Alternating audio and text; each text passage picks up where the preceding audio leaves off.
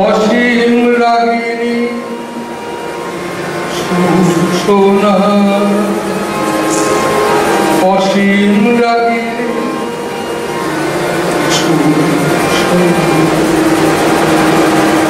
এই অসীম রাগিনী সুর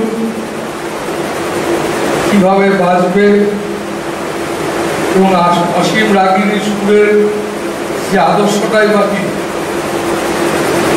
যেমন একটা বাড়িতে 8 জন মানুষ বাস করে, 8 জন মানুষের উদ্দেশ্য যদি একটা হয় যে আমরা যেখানে বাস করি সেই বাড়িটাকে কিন্তু খুব মজবুত করতে হবে,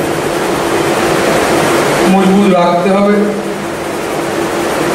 আমরা যে যাই করি, কেউ ডাক্তার, কেউ ইঞ্জিনিয়ার, কেউ ব্যবসাদার, কেউ বাড়ির বউ, আমাদের উদ্দেশ্য কিন্তু একটাই যে আমরা বাড়িটাকে